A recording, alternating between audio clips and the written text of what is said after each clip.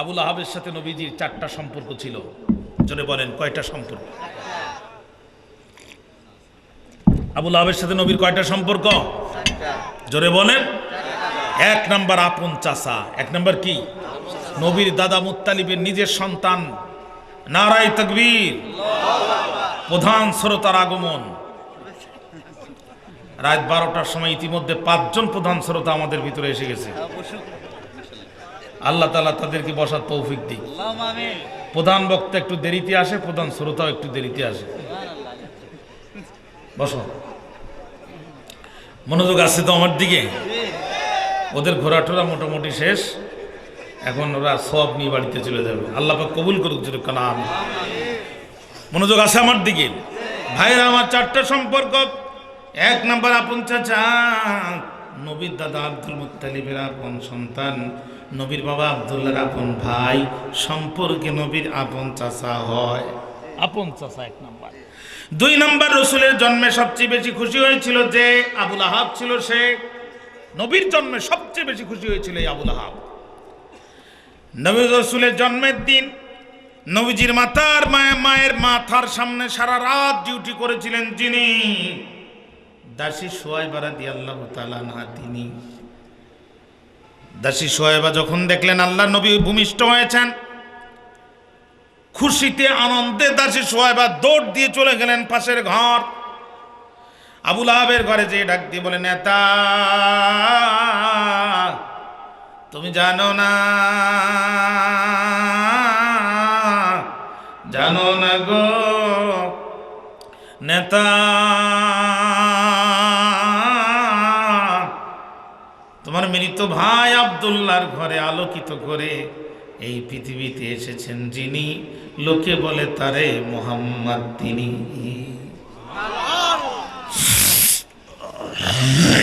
আরো জোরে বলেন সুবহানাল্লাহ। আবুল আহাব বসা ছিল, এই আওয়াজ শোনার সাথে সাথে আবুল আহাব দাঁড়ায় গেল। পৃথিবীর মানুষেরা বলছে এটাই আবুল আহাবের জীবনের প্রথম এবং শেষ ভালো কাজ ছিল। আবুল আহাব দাঁড়িয়ে বলছে, দাসী রে দাসী, তোর কণ্ঠে আওয়াজ শোনার পরে আমি চিরদিনের জন্য তোরে দিলাম মুক্ত করে। আমার ভাতিজার সুসংবাদ নিয়ে এসেছিস, আমি তোরে আজাদ করে দিলাম, মুক্ত করে দিলাম। কোন কোন বর্ণনা আসছে আবুল আহাব উট জবাই করে মানুষদেরকে খেতে দিয়েছিল। বলছিলাম নবীর জন্মে বেশি খুশি হয়েছিল যে আবুল আহাব, সে 1 নাম্বার আপন চাচা, 2 নাম্বার জন্মে বেশি খুশি, 3 নাম্বারে প্রতিবেশী। 3 নাম্বারে প্রতিবেশী।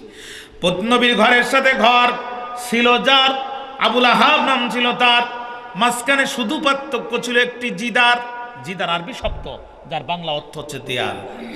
তাহলে প্রতিবেশী বড় ভালো জিনিস যদি ভালো হয়, প্রতিবেশী বড় ভয়ঙ্কর যদি বাটপার হয়। পানির প্রয়োজন হয় যখন, তখন পানি আটকায় দেয়, যখন পানি দরকার নাই তখন বন্যা দিয়ে ভাসায় দেয়।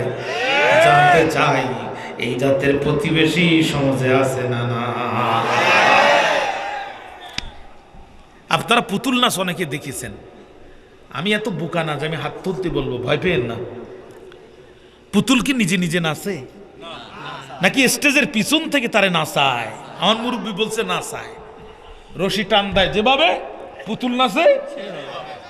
এদেশে কিছু পুতুল আছে ভিনদেশি দালাল, যারা বিদেশিদের পেইড এজেন্ট, ওখান থেকে টান দেয় যেমন, ওরা এদেশে নাচে তেমন।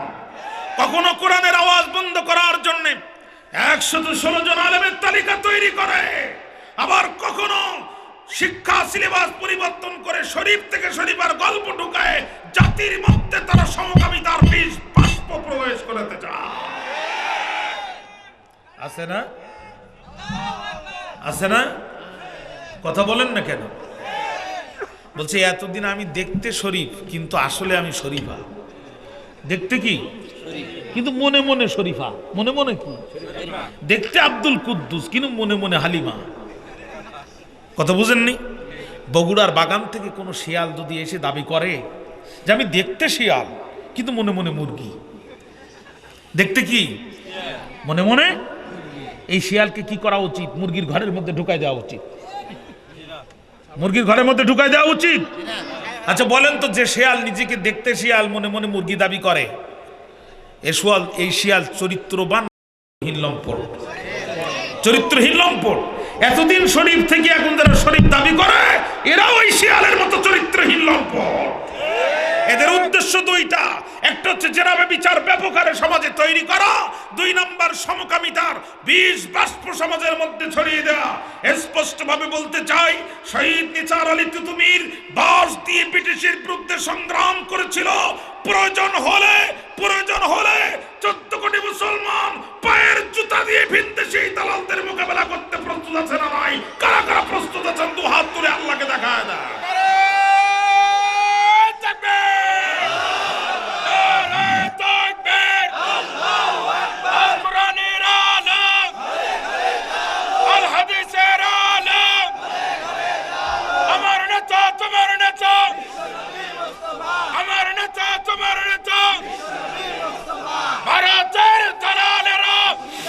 আমার ভাইরা, সুতরাং যারা আমার পরবর্তী প্রজন্মকে ধ্বংস করতে চায়, যারা আমার মেয়েকে সমকামিতা বানাতে চায়, আমার ছেলেকে সমকামী বানাতে চায়, আমার সন্তানের জন্য, আমার পরবর্তী বংশের জন্য, ইসলামের জন্য প্রয়োজনে পায়ের জুতা আমাদেরকে হাতে নিয়ে এদের মোকাবেলা করতে হবে। আপনি আমার যা মনে করেন, আমার কিছু আসে যায় না। আল্লাহর কসম, আপনি আমাকে দাওয়াত দিবেন এই পুরো আমি করি না ইনশাআল্লাহ। কিন্তু জাতির প্রয়োজনে আল্লাহ আমাকে কথা বলার শক্তি দিয়েছেন, আমাকে কথা বলতেই হবে আমার ঈমান বাঁচানোর জন্য। ভণ্ডামি করার জায়গা পাও না। খলিফা ওমরের জীবনী কেটে দিয়েছ, রসুলের জীবনী তুলে দিয়েছ, দিয়ে এখন শরীফ থেকে শরীফার গল্প সাজিয়েছ।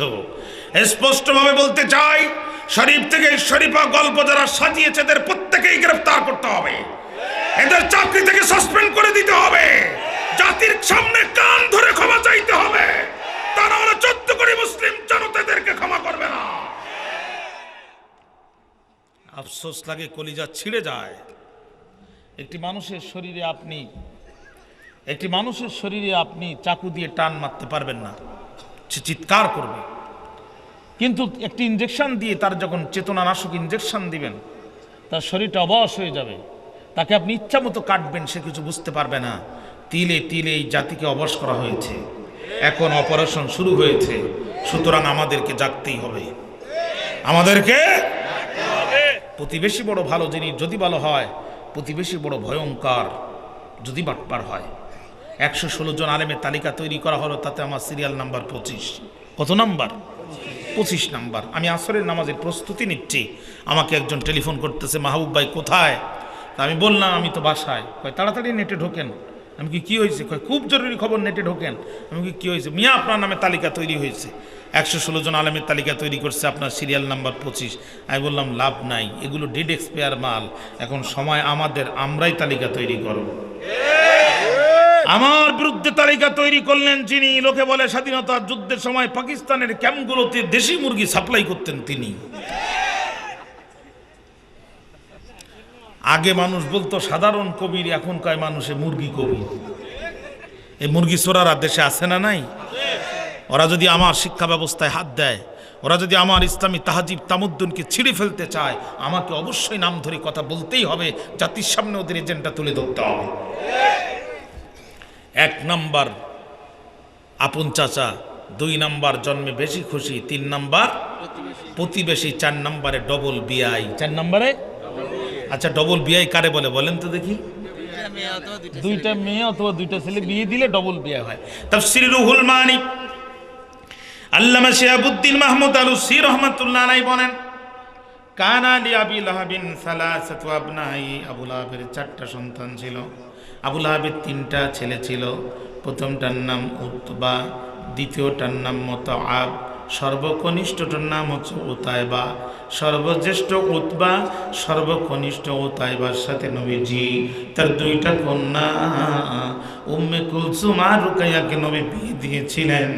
সম্পর্কে আবু লাহাব নবীজির ডবল বিয়াই, মানে চারিদিকের আত্মীয়, আপন চাচা, জন্মে বেশি খুশি, সবচেয়ে নিকটতম প্রতিবেশী, আর ডবল বিয়াই, দেয়ালের ওপাশে ঘর, ওই ঘরে নবীর 2 কন্যা বিয়ে দেয়া, খাতা খতিয়ে নিয়েছে, দিয়েছে মৌজার হিসাব যা বলে।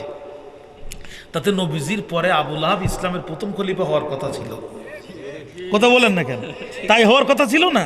কিন্তু ইন্নাকা লা তাহদি মান আহবাবতা, আল্লাহ যারে হেদায়েত দেবে না, রাসূলের ঘরের সাথে ঘর থাকলেও কাজ হবে না। কথা বলেন, কথা বলেন, কথা বলেন।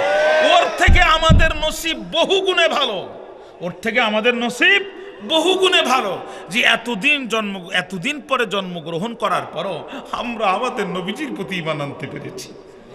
সুবহানাল্লাহ বলতে মন চায় না? সুবহানাল্লাহ বলতে মন চায় না প্রিয় ভাইরা? সুবহানাল্লাহ বলতে মন চায় না? 12টা বেজে গেছে, বক্তব্য কি এই পর্যন্ত থাকবে? আমি আর একটু বাড়াই দিব, অল্প একটু বাড়াবো, বেশি বাড়ায় নামাজের ক্ষতি করব না। আপনারা একটু মনোযোগ দিন। হ্যাঁ, আচ্ছা, একটু মনোযোগ দেন। কয়টা? আচ্ছা, মাঝামাঝি করে দেবো, একটু তাকান, আমি একটু বুঝ আপনাদেরকে দিয়ে যাই। আপনারা প্রথম দিকে তো খুব ঝিমাচ্ছিলেন পোল্ট্রি মুরগির মতো, হঠাৎ করে এত তেজস্বী বীর হয়ে গেলেন কেন? এগুলো তো বক্তা খুন করা লোক।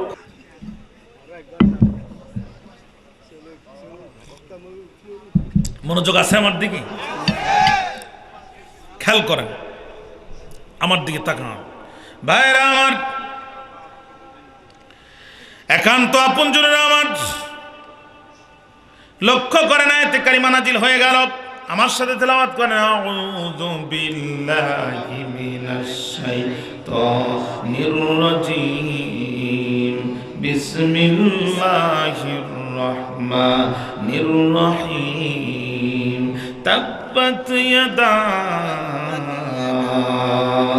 আবি লাহাবিন ওয়া তাব, মা